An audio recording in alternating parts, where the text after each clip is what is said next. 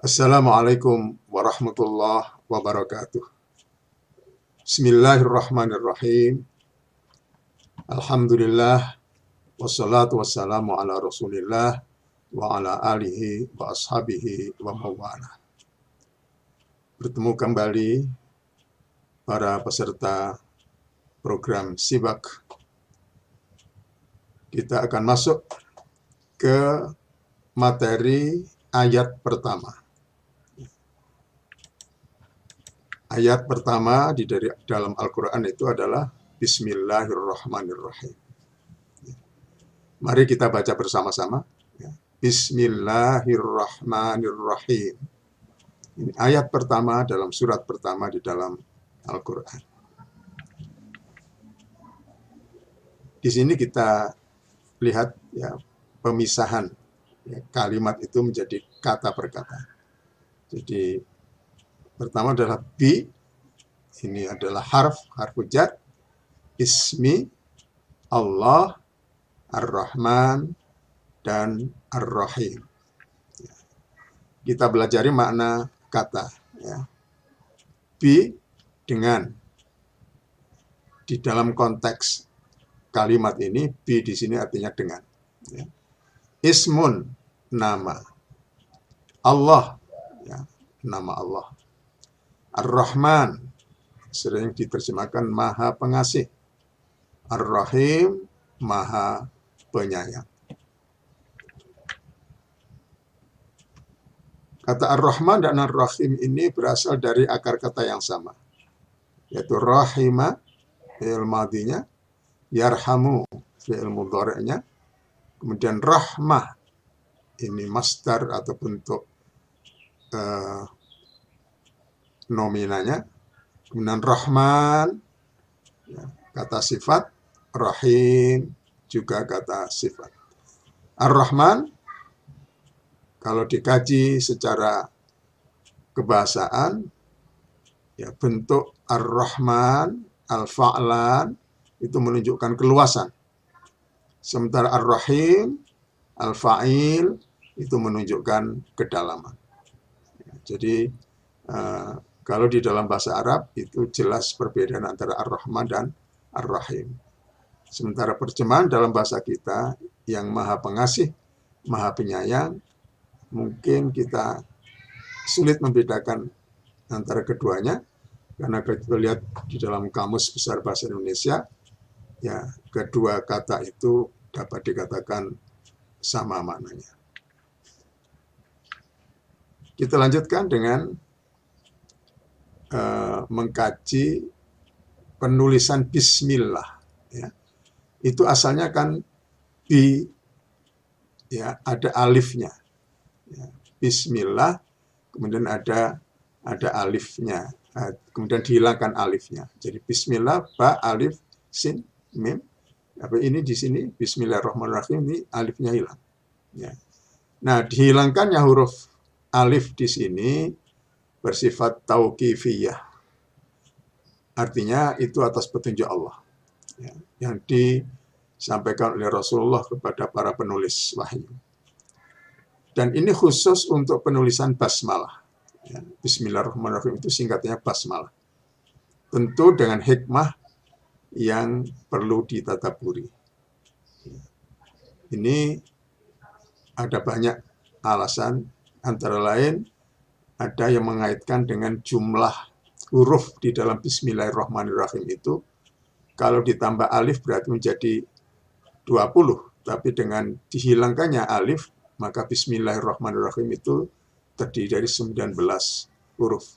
Dan itu ada kaitannya dengan hitungan-hitungan huruf yang lain di dalam surat-surat Al-Quran.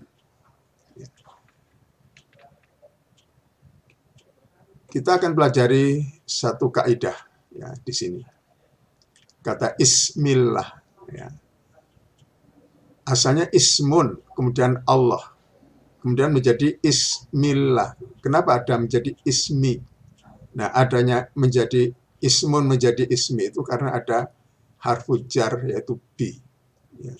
Maka kaidahnya setiap isim yang didahului oleh bi dan harf jar yang lain, li, ila, min, fi, dan seterusnya, itu harus dibaca kasrah. Ya, harus dibaca kasrah. U menjadi i. Lihat contoh berikut. Bismi, ya. Bifadli, bifadlillahi, ya. Fillahi, alan nasi.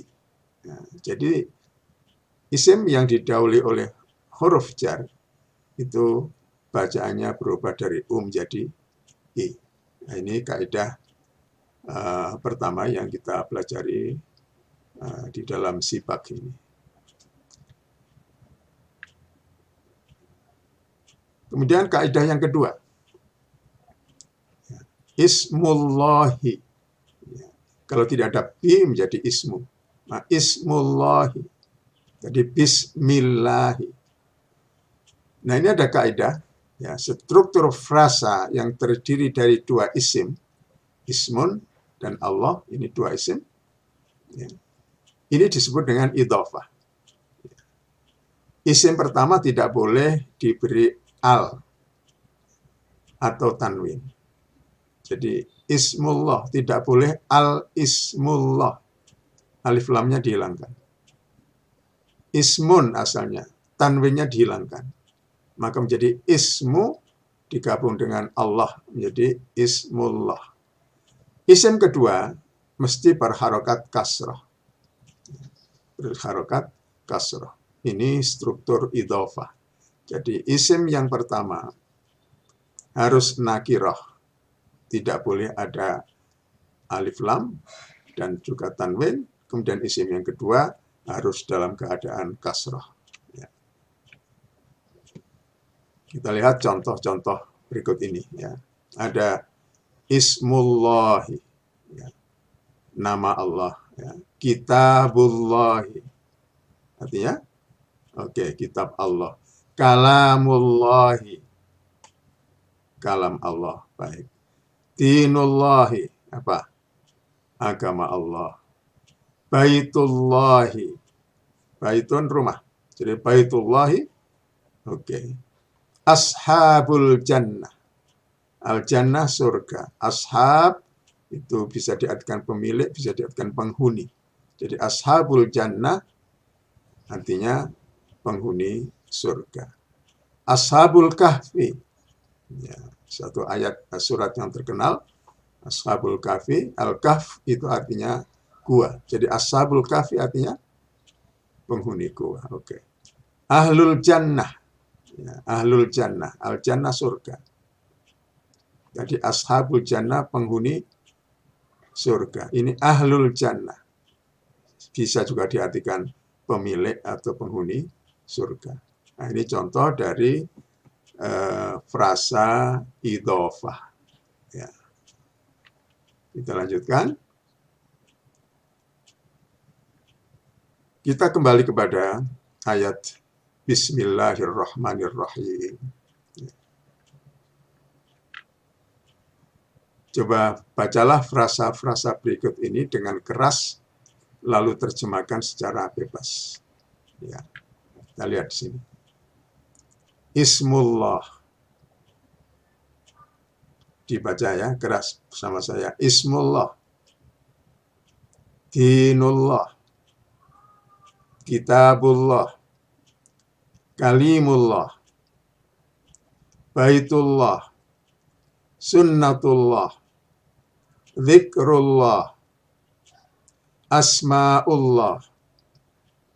Dinul Islam. Izzul Islam. Ashabul Jannah. Ashabul Kahfi. Ahlul Jannah. Ahlun Nar. Rabbun Nas. Malikin Nas. Ilahin Nas.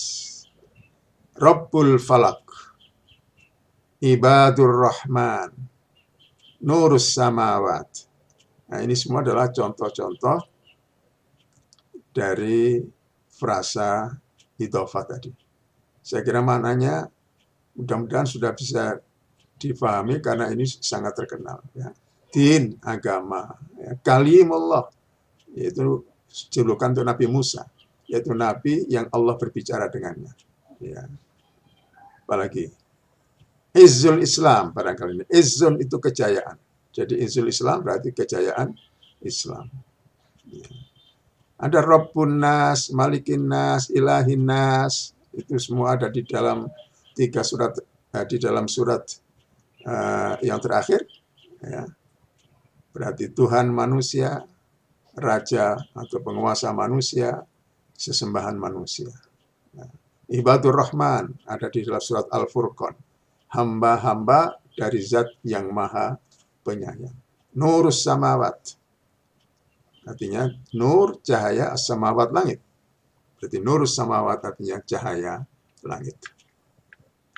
Kita lanjutkan sekarang bicara tentang dhamir.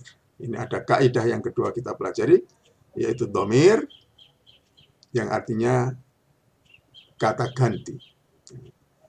Di dalam bahasa Arab cukup banyak kata ganti, kita kenalkan dalam kesempatan ini 6 saja dulu. Ini yang paling banyak dipakai. Yaitu ana, aku, anta, kamu, laki-laki, anti, kamu, perempuan, huwa, dia, laki-laki, hiya, dia, perempuan, nahnu, kami atau kita. Ya. Kata ganti dalam bahasa Arab disebut dhamir, ya, jamaknya dhamair. Ada 2 macam dhamir, ya, ada 2 macam dhamir. Yang pertama adalah dhamir yang berdiri sendiri, disebut dengan dhamir muttasil. Yang kedua adalah dhamir yang melekat dengan isim sebelumnya, disebut dengan dhamir muttasil. Ya. Munfasil artinya terpisah, muttasil artinya terhubung atau melekat. Struktur yang terdiri dari isim dhamir, isim kemudian dhamir muttasil seperti ismi, namaku, ini termasuk di dalam struktur idhofah. Baik, kita akan lihat contoh di sini. Tabel mengenai dhamair di sini ya. Ada 6 yang kita kenalkan di sini. Ana, anta, anti, huwa, hiya, nahnu. Kemudian ini kata benda. Berikutnya, ismun semua di sini, ism. Nah, ketika ism ini digabung dengan dhamir, maka dhamirnya harus menjadi dhamir muttasil. Ya, bukan ismu ana, bukan ismu anta, tapi ismi, ya, namaku. Ismuka, namamu, untuk yang laki-laki. Ismuki, Anda atau kamu perempuan. Ismuhu, dia laki-laki. Ismuha, dia perempuan. Ismuna, nama kita atau nama kami. Ya, jadi di sini diperhatikan ana menjadi ya, anta menjadi ka, anti menjadi ki, huwa menjadi hu, hiya menjadi ha, nahnu menjadi na. Ya, ismi, ismuka, ismuki, ismuhu, ismuha, ismuna. Ya, mudah-mudahan ini jelas dan dihafal. Ya. Oke, kita pelatihan sejenak sini. Jadi ada contoh di kotak yang hijau ini ada ana, ini dhamir munfasil, ya, kata ganti yang terpisah.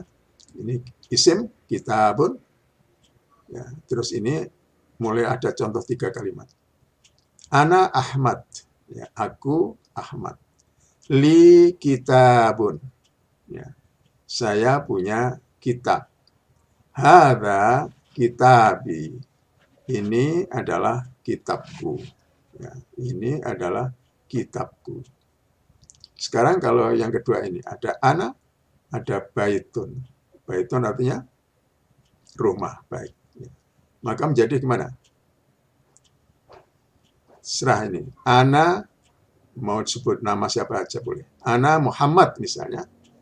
Maka di sini li baitun. Hadza baiti. Anta domirnya. Isimnya kolamun. Anta salim misalnya. Kamu salim. Ungkapannya laka kolamun. Hadza kolamuka. Kamu punya kolam, pena. Hadza kolamuka, ini adalah penamu. Anti. Ya, kemudian jilbab, ini isimnya. Maka menjadi anti siapa? Fatimah misalnya. Anti Fatimah. Laki jilbabun. Hadza jilbabuka. Hadza jilbabuki. Ya, karena anti ya. Laki kolamun, laki jilbabun. Hadza jilbabuki. Ya. Begitu seterusnya. Ya. Coba nanti berlatih untuk mengisi huwa dan sayyarah. Ya dengan hakibah, nahnu faslun. Misalnya nahnu tullabun. Kita atau kami ini adalah para pelajar. Maka di sini ya, lana apa? Faslun. Lana faslun. Hadza fasluna. Hadza fasluna. Nah, ini pengubahan dari domir munfasil kepada domir muttasil. Saya ulangi, domir muttasil adalah domir yang melekat atau disambungkan dengan isim sebelumnya. Dan itu ada perubahan bentuk, yaitu ana menjadi ya, anta menjadi ka, anti menjadi ki, huwa menjadi hu, hiya menjadi ha, nahnu menjadi na. Oke. Ini adalah tugas ya yang akan kita minta kepada para peserta untuk mengisinya. Tadi kita sudah pelajari mengenai bentuk idhofah, ya, idhofah, yaitu suatu frasa yang terdiri dari dua kata. Kata pertama tadi syaratnya tidak ada alif lamnya dan tidak ada tanwinnya. Kata kedua itu mesti berharokat kasrah atau berbunyi i. Hubungan antara kata dan pertama dan kedua ini bisa bermacam-macam. Yang paling banyak adalah menunjukkan pemilikan. Ya. Coba sekarang dicari di surat Al-Ma'un frasa idhofah. Di surat Al-Humazah, di surat Al-Fil, di surat Al-Qadar, di surat Al-Bayyinah, surat Asy-Syams, surat Al-Balad. Kalau ada satu, tulis satu. Kalau ada dua, boleh tulis dua atau lebih. Ya, minimal ditulis satu. Frasa idhofah yang ada di masing-masing surat itu. Inilah pelajaran kita pada hari ini. Mudah-mudahan paling tidak dengan adanya pelajaran ini, para peserta akan membuka Al-Quran. Ya. Dan di sini saya kira saya beri kemudahan, saya tunjukkan suratnya. Kalau tidak saya tunjukkan suratnya, mungkin mencari-cari juga agak susah. Tapi dengan membaca suratnya, insya Allah akan ditemukan di sini. Jadi minimal pada hari ini, Bapak, Ibu, Saudara-saudara akan membaca 7 surat di dalam Al-Quran. Dan ini surat-surat yang pendek. Untuk menemukan frasa idhofah. Saya kira begitu, mudah-mudahan menjadi ilmu yang bermanfaat untuk kita semua. Wallahul hadi ila sawa'is sabil. Wassalamualaikum warahmatullahi wabarakatuh.